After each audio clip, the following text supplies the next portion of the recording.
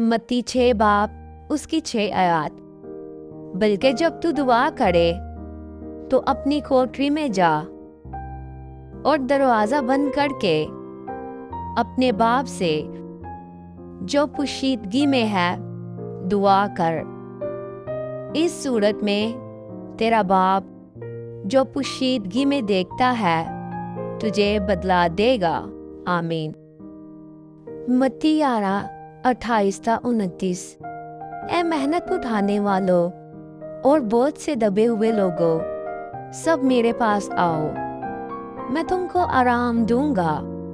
मेरा जुआ अपने ऊपर उठा लो और मुझसे सीखो, क्योंकि मैं हलीम हूँ और दिल का फरोतन, तो तुम्हारी जानें आराम पाएंगी। आमीन। यूहन्ना 13:34। मैं तुम्हें एक नया हुक्म देता हूँ कि एक दूसरे से मोहब्बत रखो, कि जैसे मैंने तुमसे मोहब्बत रखी तुम भी एक दूसरे से मोहब्बत रखो। आमीन। पतरस 3:12 आयत।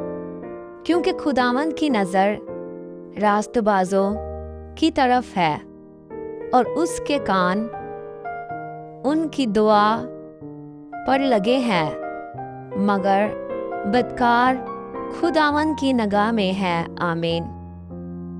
रोमियो 8:28।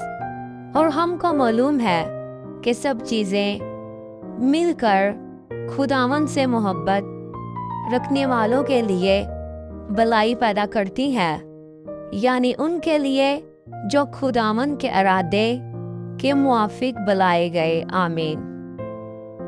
फिलिपियों 4:9। जो बातें तुमने मुझसे सीखी और हासिल की और सुनी और मुझ में देखी, उन पर अमल किया करो, तो खुदा जो इत्मीनान का चश्मा है तुम्हारे साथ रहेगा। आमीन। ईसाया 54:17।